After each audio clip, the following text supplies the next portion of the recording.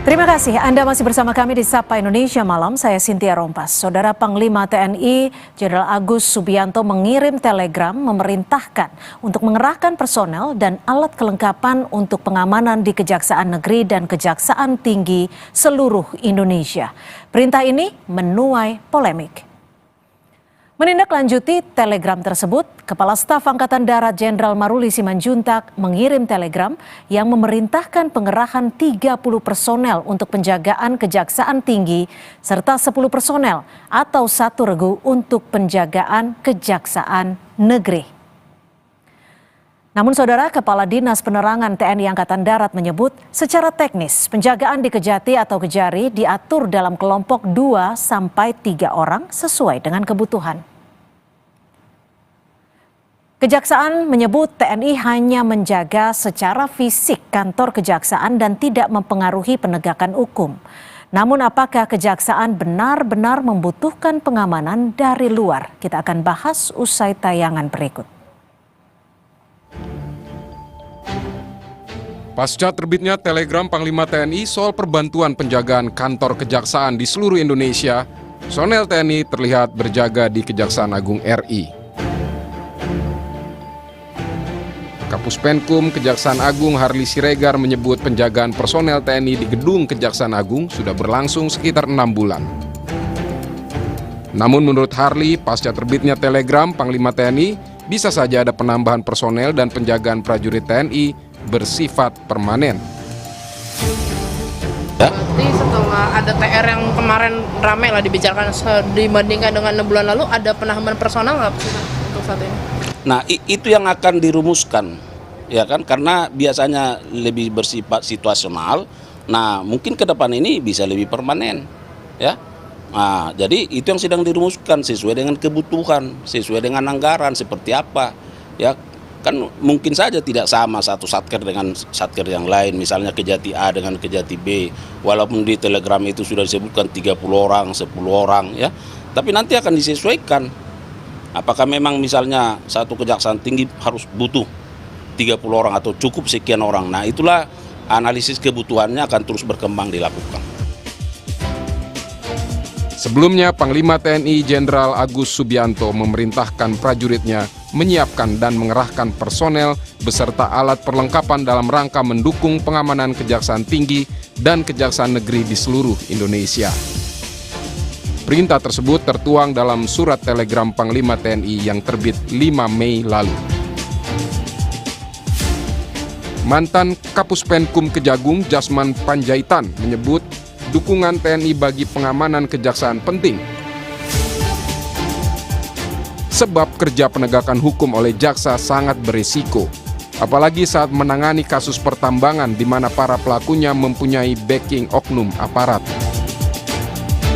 Bagaimanapun Pak, penegakan hukum itu kan beresiko. Jadi ini kan juga perlu untuk memberi suatu kekuatan mental bagi jaksa-jaksa yang melakukan penyidikan atau penyelidikan. Selama ini sekarang Pak, Bapak melihatnya nggak apa yang terjadi di dalam siapa yang membackingi misalnya apa pelaku tambang liar itu? Kalau yang itu oknum, saya mengatakan bukan polisi, oknum. Kalau misalnya, saya yakin kalau orang kejaksaan turun melakukan pengusutan, penyelidikan, dan dia didampingi oleh aparat TNI, orang-orang yang akan melakukan penggagalan itu pasti mikir. Itu loh yang kita melihatnya dari sisi itu. Oke, Pak Jasman. Direktur Eksekutif Amnesty Internasional Usman Hamid menyebut pengerahan prajurit TNI untuk menjaga kejaksaan melanggar Undang-Undang TNI. Dia bilang TNI bukan penyedia jasa keamanan. Yang disalahi dari pengerahan personel ini, coba kita baca pasal 7 Undang-Undang TNI. Apakah ada tugas TNI dalam konteks pengamanan kejaksaan? Tidak ada. Bacalah undang-undang tersebut gitu ya. Demikian pula dalam konteks pasal 8. Ini kan menyangkut Angkatan Darat. Angkatan Darat itu memang dengan undang-undang yang baru dimungkinkan untuk dikerahkan di luar perbatasan. Tetapi pertanyaannya apakah di luar perbatasan menyangkut keamanan, menyangkut penegakan hukum itu dimungkinkan? Undang-Undang pasal 8 membatasi pada urusan pertahanan. Jadi ini yang sudah seperti keadaan yang tidak normal. Sekali lagi, TNI bukan penyedia jasa keamanan seperti perusahaan security atau satpam-satpam. TNI adalah alat negara yang melaksanakan kebijakan pertahanan negara. Koalisi Masyarakat Sipil untuk Reformasi Keamanan meminta Panglima TNI mencabut surat perintah tersebut. Koalisi Masyarakat Sipil juga meminta DPR menjamin tidak adanya dui fungsi TNI serta mendesak Presiden membatalkan surat Panglima TNI tersebut. Tim Liputan, Kompas TV. Panglima TNI memerintahkan pengamanan Kejati dan Kejari di seluruh Indonesia. Apakah sesuai dengan tugas dan fungsi TNI, serta apakah Kejaksaan memang perlu diberikan pengamanan secara khusus? Kita akan bahas bersama anggota Komisi 3 DPR RI dari fraksi Nasdem. Sudah ada Bung Rudianto Lalo, serta juga ada pengamat militer dari Institute for Security and Strategic Studies, ISES. Sudah ada Mas Hairul Fahmi. Terima kasih Mas Fahmi, Bung Rudianto sudah bergabung bersama kami di Sapa Indonesia malam. Terima kasih Mbak Cynthia. Terima kasih Mbak Cynthia, Salam Pak Rudianto. Salam Pak Fahmi. Bung Rudianto, ini kalau melihat ini kan di beberapa titik sudah ada anggota ataupun dari TNI prajurit sudah memberikan pengamanan atau penjagaan di beberapa Kejari. Apakah dari Komisi 3 DPR RI akan melakukan pemanggilan kepada Kejaksaan Agung? Ya, kalau pertanyaannya apakah kita akan memanggil, nanti kita lihat ke depan seperti apa. Tetapi sebagai anggota Komisi 3 yang menjadi pengawas institusi kejaksaan, memang saya termasuk yang berpendapat untuk kembali meninjau ulang MOU pengamanan ini. Karena kan kejaksaan itu tugasnya kan penegakan hukum, ya, dan itu sipil, Pak. Sehingga kita tidak mau aparat TNI ikut dalam urusan supremasi sipil dalam kehidupan bernegara, khususnya dalam penegakan hukum.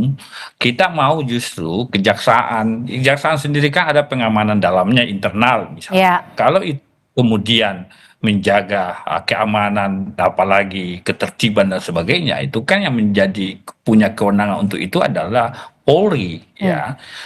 Itu yang saya katakan tadi, kembali integrate criminal justice system, peradilan pidana di Indonesia yang melibatkan jaksa polisi. Kita berharap mau polisi jaksa duduk bersama dengan pelibatan TNI akan memunculkan persepsi di masyarakat bahwa hubungan Polri dengan kejaksaan tidak baik-baik, kan seperti itu. Itu yang kita tidak mau terjadi. Di satu sisi kerja penegakan hukum, polisi jaksa itu satu kesatuan yang tidak bisa dipisahkan, Pak.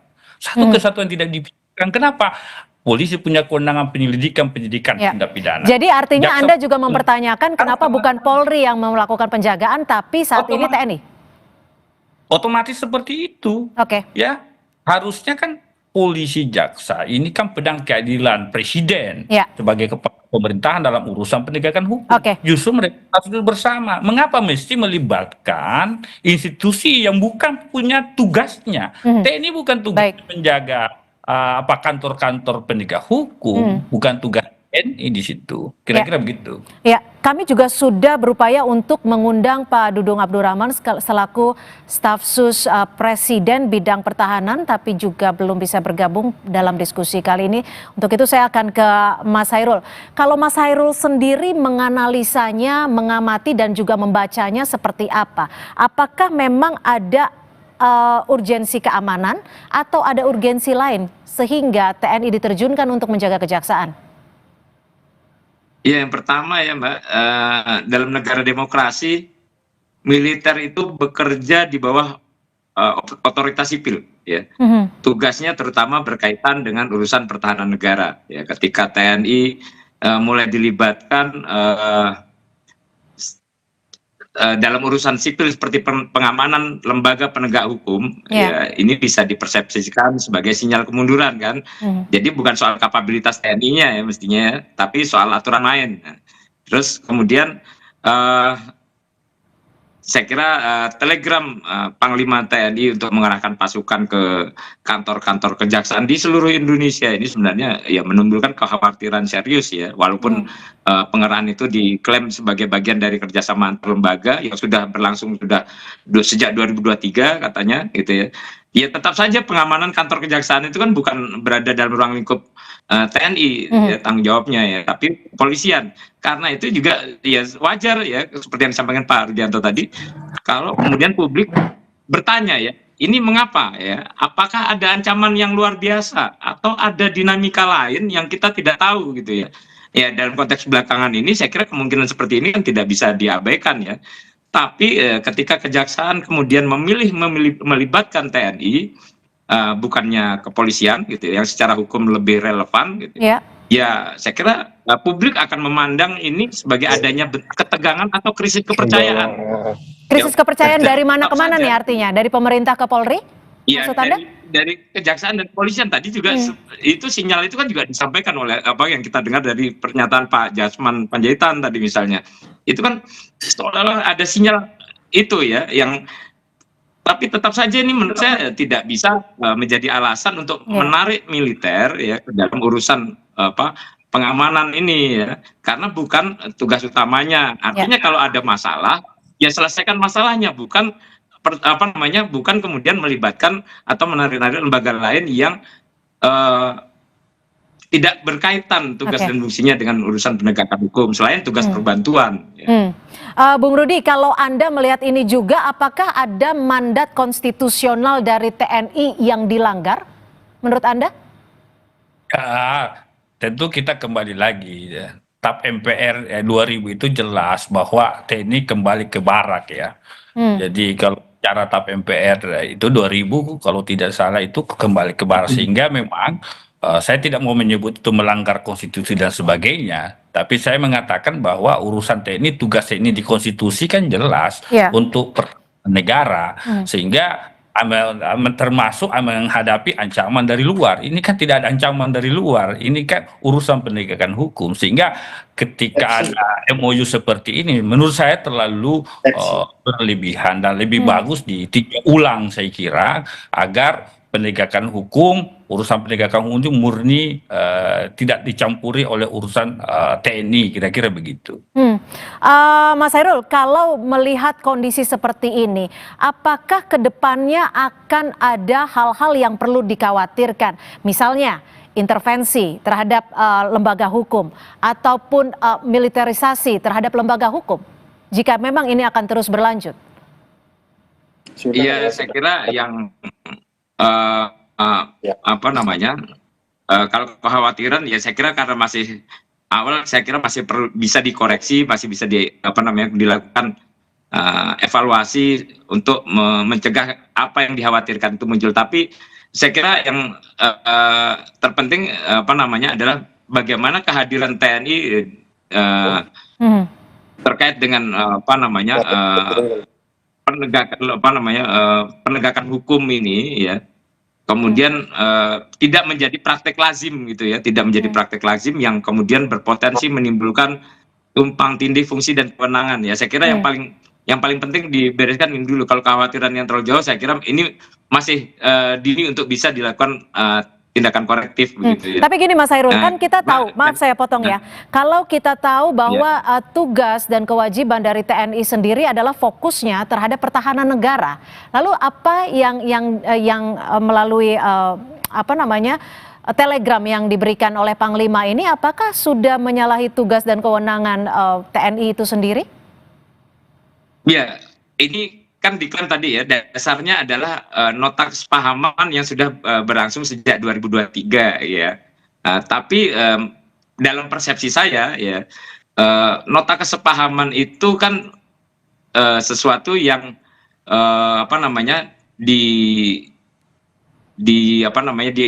ditempuh begitu ya, mengisi kekosongan peraturan perundang-undangan gitu ya, terkait dan pada waktu itu terkait dengan pengisian personil, terutama pengisian personil TNI dalam tugas-tugas yang berkaitan dengan fungsi Jampitmil ya, Ya. Jaksa Agung Muda Pidana Militer yang baru dibentuk pada saat itu. Nah, tapi sekarang kan konteksnya sudah beda ya. Undang-undang TNI sudah diubah, sudah direvisi begitu ya.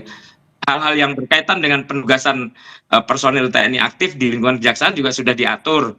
Artinya dan itu juga dibarengi dengan komitmen untuk tidak lagi melaksanakan hal-hal yang berada di luar ketentuan perundang-undangan. Itu juga sudah disampaikan oleh Panglima. Sehingga mestinya ya dasar klaim tadi ya MOU yang 2023 itu sudah tidak relevan lagi untuk digunakan dalam konteks hari ini gitu ya. Dan ini juga bahkan jika terkait dengan MOU masih ya, saya kira ini juga tidak tepat ya, penempatan personil untuk pengamanan ini tidak tepat karena itu bukan tugas TNI sehingga Panglima TNI dalam hal ini tentu ya perlu melakukan koreksi atas kebijakannya. Gitu. Bung Rudi, kalau dari Komisi 3 sendiri, bagaimana memastikan bahwa penjagaan nilai serta arah penegakan hukum di Indonesia, khususnya bagi kejaksaan itu sendiri, bisa berjalan sesuai dengan porsinya masing-masing, tanpa ada intervensi dari pihak manapun termasuk TNI? Ya, kita berharap polemik ini bisa dikaji kembali kebijakan-kebijakan yang kontroversi. Ya, kita tidak mau urusan penegakan hukum melibatkan institusi lain yang sebenarnya bukan urusan yang institusi tersebut, ya kan? Justru yang dekat dengan kejaksaan ini harusnya Polri, karena hari-hari dia bersinggungan berurusan dengan kasus tindak pidana. Yang notabene ketika ada kasus tindak pidana berarti melibatkan dua institusi, polisi dan jaksa. Polisi penyidikannya, kejaksaan penuntutannya, dia duduk bersama sebagai rumpun eksekutif atau wakil pemerintah untuk kemudian membawa warga negara yang melanggar hukum ke meja persidangan di kekuasaan yudikatif, kan seperti itu. Sehingga ketika ada kemudian pelibatan di luar institusi ini yang notabene bukan tugasnya untuk ketertiban dan keamanan, ya tentu memunculkan persepsi yang saya katakan tadi. Kalau ada persepsi seperti itu justru bukan membuat saya hanya khawatir dua institusi ini bukannya malah harusnya kompak, malah sebaliknya. Sekali lagi saya katakan Polri dan Kejaksaan ini adalah dua institusi yang saling satu kesatuan. Dia sama-sama pedang keadilan presiden, urusan penegakan hukum. Sehingga menurut saya seyogyanya kedua institusi ini tidak lagi melibatkan di luar institusi lain dalam urusan penegakan hukum. Lebih baik Jaksa Agung, Kapolri duduk bersama bahwa kita harus sama-sama menegakkan hukum agar Indonesia misalkan betul-betul menjadi negara yang rakyatnya, warganya betul-betul taat hukum, kira-kira begitu. Mas Hairul, ini sebenarnya apa sih yang ingin dijaga oleh TNI itu sendiri, khususnya di kejaksaan? Karena kalau dilihat dari rencananya adalah 30 personel untuk Kajati dan juga 10 personel untuk Kajari. Untuk jumlah anggota TNI sebenarnya cukup banyak jika disebar di seluruh Indonesia. Yang perlu ditanya sebenarnya kejaksaan ya, menurut saya ya, karena Panglima TNI juga sebenarnya kalau berdasarkan kelaziman biasanya menyediakan personil yang melakukan menyampaikan perintah seperti itu biasanya kan berdasarkan permintaan ya, dari tidak atas inisiatif sendiri gitu ya. Ini berdasarkan pemerintahan. Sehingga saya kira yang perlu ditanya justru kejaksaan dalam konteks ini ya. Mengapa sampai diperlukan 30 personil itu setingkat peleton gitu ya, satuan. Coba saya ingin mengkonfirmasi. Jadi maksud Anda adalah permintaan penjagaan ini justru awalnya datang dari kejaksaan, seperti itu? Atau seperti saya lebih yakin ini permintaan dari pihak kejaksaan, bukan inisiatif dari pihak TNI, karena ya inisiatif memasuki rumah orang itu kan ya tentu bisa dipandang sebagai kelancangan kan gitu kalau tidak tidak dikoordinasikan dengan baik, sehingga muncul kebutuhan 30 untuk di Kejati, 10 untuk di Kejari. Itu ya saya kira itu basisnya permintaan. Oke. Bung Rudi, apakah dibutuhkan legitimasi atau dasar hukum, tidak hanya sekedar MOU atau telegram saja ketika menaruh personel TNI di kejaksaan? Ya, saya kira ini kan MOU antara kejaksaan dengan TNI ya. Saya kira fokusnya pengamanan internal kan setiap institusi ada gitu kan. Pengamanan internal dari masing-masing institusi. Kejaksaan pasti punya pengamanan dalam kantor-kantor kejaksaan. Ya, selama ini kan kantor kejaksaan itu tempat misalkan orang demonstrasi, demo, aksi unjuk rasa, ya kan? Ada pengamanannya biasa juga dari internal kejaksaan maupun mungkin permintaan perbantuan dengan kepolisian. Seharusnya seperti itu saja menurut saya. Tidak perlu ada berlebihan yang seolah-olah TNI ditarik kembali ke urusan sipil. Kan itu yang kita tidak mau, ya. Itu salah satu amanat reformasi, TNI kembali ke barak, urusan pemerintahan menjadi urusan sipil, kira-kira begitu. Baik, terima kasih Pak Rudianto Lalo dari Komisi 3 DPR RI, serta Mas Hairul Fahmi, pengamat militer. Terima kasih sudah berbagi perspektif di Sapa Indonesia Malam, dan tadi kita juga kembali sudah mencoba untuk menghubungi penasihat khusus Presiden bidang pertahanan Pak Dudung Abdurrahman, tapi beliau belum bisa bergabung di Sapa Indonesia Malam. Terima kasih Bung Rudianto, Mas Hairul, selamat malam.